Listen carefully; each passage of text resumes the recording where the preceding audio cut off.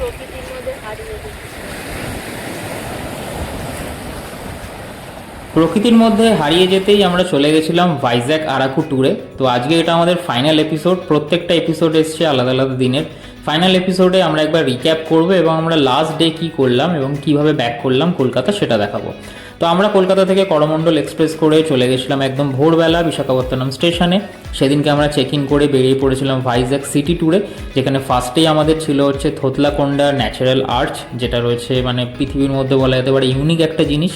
তারপরে চলে এসেছিলাম আমরা ঋষিকোন্ডা সি বিচ, যে সি বিচটা তোমরা জানো যে মোটামুটি ভাইজ্যাকের গোয়া বলা হয় এটাকে। তো আমরা অটো নিয়ে নিয়েছিলাম, অটো করে এগুলো ঘুরছিলাম।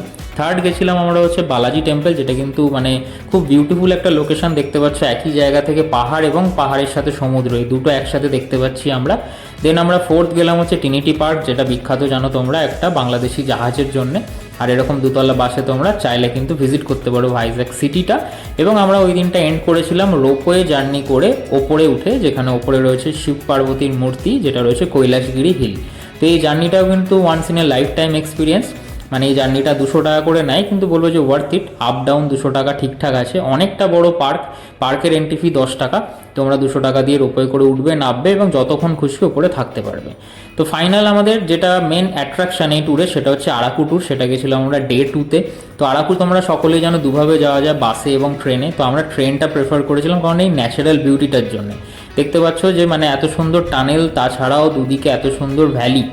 মানে ভাইজ্যাক থেকে আরাকু ভ্যালি যেহেতু নামটা, তো আরাকু যাওয়ার পথে এই জার্নিটাই মেন। 58খানা টানেল পড়ে। তো আমরা যাব বোড়াগুয়ালু অবধি। তো আমরা বোড়াগুয়ালুতে স্পটগুলো ঘুরে আরাকু থেকে ব্যাক করবো ভাইজ্যাকে। তো একদিনেরই ট্রিপ। আমরা প্রথমে চলে এলাম হচ্ছে এখানে বোড়া কেভ। বোড়া কেভ জানো অনেক প্রাচীন একটা কেভ, যেখানে কিন্তু তোমরা মোটামুটি 3-4 ঘন্টা লেগে যায় পুরো কেভটা ঘুরতে। বোড়া কেভ থেকে বেরিয়ে আমরা গাড়ি করে নিয়ে চলে এলাম এখানকার একটা ওয়াটারফলসে। কিছু সিলেক্টেড স্পটই আমরা করেছিলাম, যেহেতু আরাকুতে আমাদের একদিন সময় ছিল। তারপরে আমরা চলে গেছিলাম কফি গার্ডেন, যেটা কিন্তু মাস্ট ওয়াচ। এবং আরাকু গেলে যেটা মাস্ট ট্রাই সেটা হচ্ছে ব্যাম্বু চিকেন। আমার অতটা ভালো লাগেনি, মেবি যে বানাচ্ছিল বা যেখান দিয়ে কিনেছি সেই খাবারটা অতটা ভালো নয়। বাট তোমরা গেলে বোড়া কেফের বাইরে কিন্তু অনেক দোকান আছে, সেখান দিয়ে ট্রাই করতে পারো। আর ফাইনাল যে স্পটটা ছিল সেটা হচ্ছে গালিকোন্ডা ভিউ পয়েন্ট। এটা কিন্তু একটা পুরো মানে তোমায় যদি চোখ বন্ধ করে ফেলে দেয় এখানে, তো বুঝতে পারবে যেটা একটা নর্থ বেঙ্গলে এসে গেছে এরকম একটা লাগবে। বাট এটা কিন্তু আরাকুতে। এই স্পটটাও খুব সুন্দর। তো এই দিয়ে আমরা আরাকু থেকে এন্ড করে ব্যাক করেছিলাম ভাইজ্যাক। আবার পরের দিন মানে থার্ড ডেতে আমরা বেরিয়ে পড়েছিলাম অন্য একটা সাইডে ভাইজ্যাকের, যেখানে স্টার্ট করেছিলাম আমরা সীমাচলম টেম্পল দিয়ে। তারপরে চলে গেছিলাম মোস্ট ইউনিক এবং একটা হিডেন সি বিচ, যেটা হচ্ছে ইয়ারাডা সি বিচ। দেখতে পাচ্ছ একদম পাহাড় থেকেই কিন্তু সমুদ্র যাচ্ছে। মানে এই জায়গাটা বিউটিফুল লাগলো আমার প্রত্যেকটা অফবিটের মধ্যে। আর আমরা থার্ড গেছিলাম হচ্ছে এখানকার লাইট হাউস বা ডলফিন নোজ যেটাকে বলে। ওই ইয়ারাডা বিচের পাহাড়টা ডলফিন নোজের মতো দেখতে, সেটা এই লাইট হাউস থেকেই দেখা যায়। এবং লাইট হাউসটায় প্রচুর ভিড় হয়, সেই জন্য আমরা এদের পর সময় ছিল না। আর এন্ড করেছিলাম হচ্ছে আমরা এখানে আর কে বিচের কালী টেম্পল থেকে। আর কে বিচে আরও অনেক স্পট আছে, তোমরা অনেকগুলো মিউজিয়াম আছে, ঘুরে দেখতে পারো পায়ে হেঁটে। আমরা কিন্তু সেদিনকে আর কোনো মিউজিয়াম যাইনি, আমরা বিচ মার্কেটটা একটু এক্সপ্লোর করেছিলাম। কারণ 3 দিন ট্যুর মানে কিন্তু হেক্টিক ট্যুর থাকে, অতটা বেশি সময় পাওয়া যায় না। তো সেই কারণে কিন্তু তোমরা বুঝে, আমি যে ট্যুরটা বলছি তোমরা বুঝে ট্যুরটা করবে। কারণ 3 দিন 4 রাত 4000 টাকায় ট্যুরটা করা কিন্তু একটু টাইট হয়। আর এন্ড করেছিলাম আমরা সেদিনকে হায়দ্রাবাদি বিরিয়ানি, আর প্রিয়া খেয়েছিল হচ্ছে স্যান্ডউইচ। তো এবার সেদিনকে আমরা বলেছিলাম আমি তোমাকে যে আমরা যেখানে আছি ব্যাকপ্যাক মাঙ্কি, সেখানে কিন্তু একদম প্রপার একটা কিচেনের সেট আপ রয়েছে।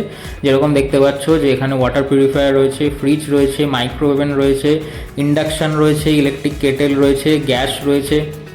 তো আর কিছুর অভাব নেই। মানে যদি তোমরা টুকটাক বাজার দোকান করে নিতে পারো, আমরা যে জায়গাটায় ছিলাম সেখানে মোটামুটি সবই পাওয়া যেত।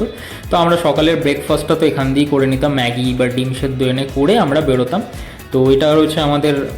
ভালো লাগলো বেশ কিন্তু এই সিস্টেমটা, কারণ এখানে 1200 টাকা করে পার ডে নিচ্ছিল এসি রুম। তো তার অনুযায়ী ঠিকঠাক। এবং আমাদের হোটেল থেকে দেখতে পাচ্ছ আর কে বিচ আসতে মোটামুটি 15 মিনিট মতো লাগতো। এবং সবথেকে ভালো পয়েন্ট লাগলো যে এই ব্যাকপ্যাক মাঙ্কিতে কিন্তু ওরকম কোনো রেস্ট্রিকশান নেই টাইমের। আমরা যেরকম যেদিন চেক ইন করি সেদিন আমরা বলা যেতে পারে 4:30-5টা নাগাদ সকালে চলে আসি। তো ওনারা কিন্তু একটা কমন প্লেস আছে, সেখানে আমাদের রেস্ট করতে দিয়েছিল। তারপর 10টায় রুম দিয়েছিল। অন্য কোনো হোটেলে কিন্তু সমস্যা হয় এইসব ব্যাপারে। এবং রাত্রিরেও আমরা এদিনকে বেরোলাম, এদিনকেও কোনো রেস্ট্রিকশান ছিল না। এটা অনেকটা বলা যেতে পারে যে টিনেজার্সদের জন্য এটা খুব ভালো সিস্টেম, হোমস্টে টাইপের সিস্টেম। তো তোমরা গেলে অবশ্যই ব্যাকপ্যাক মাঙ্কি চেক আউট করতে পারো। আর দেখতে পাচ্ছ 25th রাতে কিন্তু মানে সেরকম কোনো এখানে রেস্ট্রিকশান বা কিছু নেই। খুব পপুলার মানে সকলে মিলে বাইরে বেরোচ্ছে, সবকটা হোটেল খুব সাজানো, আর আরকে বিচটা পপুলার বলে কিন্তু সকলে আসছে, মানে লোকালরা তো এসছে, আমাদের মতো ট্যুরিস্টরাও কিন্তু এখানে গেছে। তো আজকেই আমাদের লাস্ট ডে ভাইজ্যাকে, সেই জন্য আরও বেশি করে দেখছো এক্সপ্লোর করার চেষ্টা করছি, দেখতেই পাচ্ছ এখানে। কাল সকালে একদম আমরা টাইম পাবো না, তো মোটামুটি যেরকম বললো যে আর কি রিফ্রেশমেন্ট বা যদি এনজয় করতে চাও, যেখানে পাহাড়, সমুদ্র, জঙ্গল সব একসাথে দেখতে চাও, তাহলে মনে হয় যে ভাইজ্যাক আরাকু এই কম্বিনেশনটা কিন্তু বেস্ট। 3 দিনে মোটামুটি হয়ে যায়, 3 রাত 3 দিনে। তো মানে আমাদের হোটেল থেকে আসতে ওই মনে হয় 10-12 মিনিট মতো লাগে। আমি যাওয়ার সময় একদম এক্স্যাক্ট একটা মেজারমেন্ট করে বলে দেবো যে মাঙ্কি থেকে, মানে আমরা যেখানে আছি ব্যাকপ্যাক মাঙ্কি থেকে কতক্ষণ লাগে আসতে। তো এখন 11:30 মতো বাজে, আমরা ডিনার করেই বেরিয়ে এলাম, কারণ কালকে আমাদের সকালবেলায় ট্রেন আছে, তো আর আসা হবে না। এবং এই 3 দিন প্রচুর জায়গায় ঘুরলাম, মানে ভাইজ্যাক সিটি এবং তার সাথে সাথে আরাকু। আজকে একটা অন্য দিকে গেছিলাম, যেমন ইয়ারাডা বিচের দিকে। তো যতটা এক্সপ্লোর করা যায় 3 দিনে ফুল করা হয়েছে এক্সপ্লোর। আর কালকে সকালে আর সময় থাকবে না সি বিচে আসার, তাই আজকে এসে মানে আসা হলো। আর একটা স্পেশাল কারণ, আজকে মানে 24th নাইট, তো রাস্তায় সকল মানুষজন বেরিয়েছে, মানে শহরটা সেজে উঠেছে পুরো, যেরকম সব শহরেই হয় ক্রিসমাসের জন্যে। তো মানে একটু ওই জন্যে এলাম ভাইবটা নিতে, এবং তাড়াতাড়ি গিয়ে প্যাকিং সব ডান। কাল সকালে আমরা মোটামুটি 8টায় চেক আউট করে নেবো, 9টার সময় আমাদের ট্রেন আছে। তো ওই দেখতে পাচ্ছি আমার সমুদ্রের মানে তেজ কিন্তু বেশ ভালোই, ঠান্ডা সেরকম নেই, জাস্ট নর্মাল একটা এরকম জ্যাকেট পরলেই হয়ে যাচ্ছে, সেরকম ঠান্ডা নেই। আর আশেপাশটা তো দেখালাম, ভিড় ভালোই রয়েছে, আর প্রত্যেকটা বিচে বেশ বড় বড় লাইট দেওয়া, মানে এটা খুব একটা ভালো পয়েন্ট, যাতে বিচটা সেফ থাকে, কারোর কোনো ইনসিডেন্ট যাতে না হয়। এবং এটা জানি না এখনকার জন্যে কি না, নাকি অল টাইমই মনে হয় থাকে লাইট, পোস্ট দেওয়া লাইট, সেটা একদিক থেকে খুব ভালো লাগলো দেখে। তো কালকের দিনটা মানে লাস্টারের একটুখানি আছে ভিডিওতে, পুরোটা দেখো। ট্রেন জার্নিটা সম্পর্কে থাকবে, কারণ আমাদের আসার সময় ট্রেন জার্নিটা অলরেডি দেখেছো ফার্স্ট এপিসোডে, যে আরএসি ছিল, আরএসি থেকে মানে যে টিটি ছিলেন ওনাকে অনেক মানে খুব ভালো ছিলেন উনি, থ্যাঙ্কস ওনাকে, যে উনি রাত্রিরে শোয়ার সময়টা আমাদের ম্যানেজ করে দিয়েছিলেন সিটগুলো। এবং কালকেরটা কনফার্ম আছে সব। তো কালকে ফুল ডেটা আমরা ট্রেনেই রেস্ট করব, কারণ 3 দিন প্রচুর হেক্টিক গেছে। এবং কালকের ট্রেনটা কীরম থাকছে ওই লাস্টের কিছুক্ষণ আছে, যারা এতক্ষণ দেখলে সকলে ওইটাও দেখো, এবং কীরকম লাগলো এপিসোডগুলো অবশ্যই জানিও। আর আমাদের এই জার্নিটা প্রথমবারের জন্য এরকম আমরা একটা মানে সাউথে তো প্রথমবার এলাম, দুজন মিলে একটা প্ল্যানিং ছিল অ্যানিভার্সারি ট্রিপে আসার, তো প্রত্যেকটা ডিটেল তুলে ধরলাম, সব নিয়ে ভিডিওটা বানালাম। বলো কিছু বলার। আমার কিছু বলি না, আমার খুব ভালো লেগেছে, শহরটা খুব সুন্দর, আমি বারবার আসতে চাই। আমি যদি এখানে কোনো রকম কোনো কাজের সংস্থার সাথে যুক্ত হয়ে যদি থাকিয়ে যেতে পারতাম, আমার খুব ভালো লাগে। এই আর আমাদের সাথে থাকো, পাশে থাকো, আর চ্যানেলটাকে সাবস্ক্রাইব করো, লাইক করো, একটা কমেন্ট করো, অ্যান্ড সবার সাথে শেয়ার করো, খুব ভালো লাগে সকলকেই। তো যারা একটুখানি আর দেখে নাও এপিসোডটা, দিয়ে এপিসোডটা এন্ড হবে। দেখো ভাইজ্যাকে গেলে তোমাদের যদি মেন খরচ বলতে হয়, সেটা তোমাদের ট্রান্সপোর্টে হবে। খাবার দাবারের খরচ কিন্তু প্রায় কলকাতার মতোই, খুব বেশি ডিফারেন্স নেই। সাউথে আমরা অনেক সময় শুনি যে খাবারের অনেক দাম, কিন্তু ভাইজ্যাকে কিন্তু রিজনেবল, কলকাতার মতোই দাম, সবই তোমরা পেয়ে যাবে।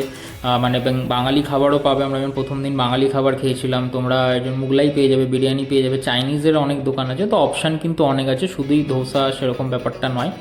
এবং মেন তোমাদের লাগবে ট্রান্সপোর্টে খরচটা লাগবে। তোমরা এই যে ট্র্যাভেলগুলো করবে, যেমন 3 দিনে 3টে যে তোমরা ট্র্যাভেল করবে, তো বেস্ট হয় একটা গাড়ি বা অটোর সাথে কন্ট্যাক্ট করে নিও। আমি যে দাদাটার নাম্বার দেবো, আমরা তার সাথে ঘুরেছিলাম, খুবই ট্রাস্টেড, এবং দাদাটা হিন্দি ইংলিশ মিলিয়ে কিন্তু মোটামুটি বোঝাতে পারতো এবং আমাদের কথাও বুঝতে পারতো।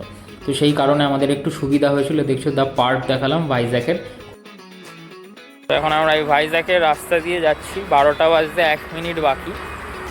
রাত্রিরে এখানে মানে আজকে তো ফেস্টিভ বলে হয়তো এত ভিড়, বা সব সময় হয়তো এরকম থাকে, রাত্রির অবধি মানে সকলে মানে নারী পুরুষ নির্বিশেষে কিন্তু রাস্তায় লোকজন রয়েছে। কলকাতাতেও থাকে, কিন্তু সব জায়গায় নয়। আর এখানেই কটা বাজে, হ্যাঁ 12টা বেজে গেছে।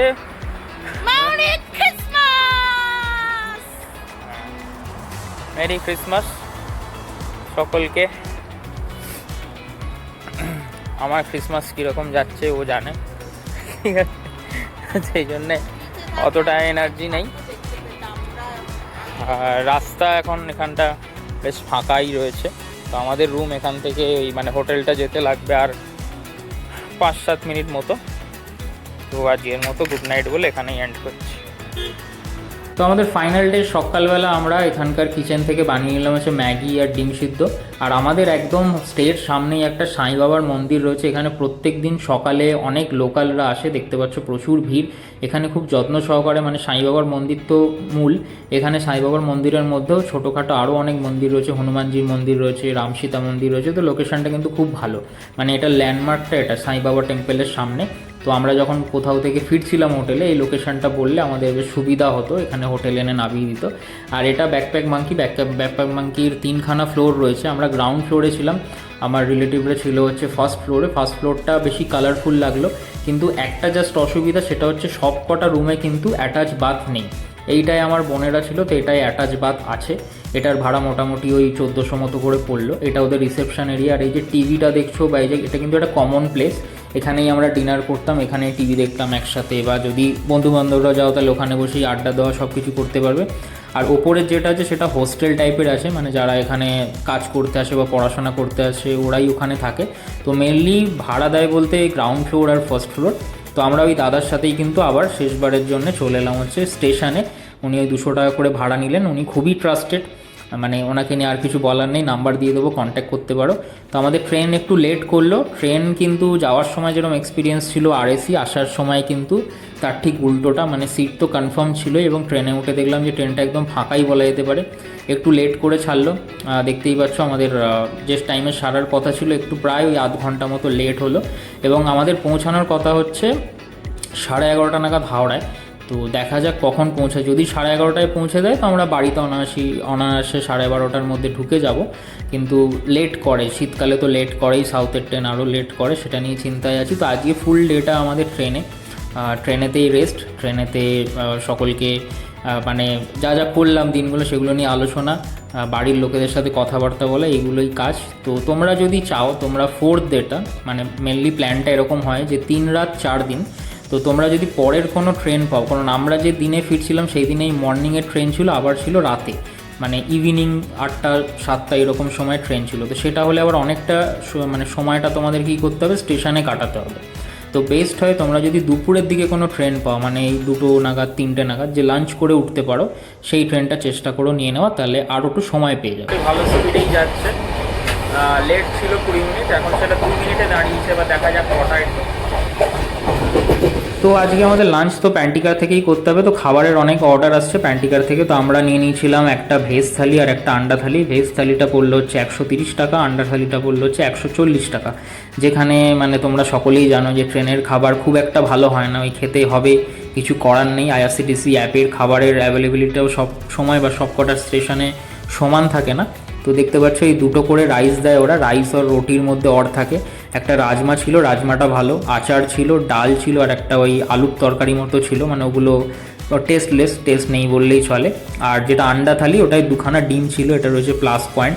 তো ট্রেনের খাবার খেয়ে নিতে হচ্ছে। এটার অনেক খাবার কিন্তু স্টেশনে দাঁড়ালেও আসছে। আর আমার ফেরার সময় বেশ লাগলো হচ্ছে এই চিল্কার পাস থেকে যখন পাস করছিল ট্রেনটা, রাতেও এখান দিয়ে গেছি, বাট রাতে অন্ধকার বলে দেখা যায়নি।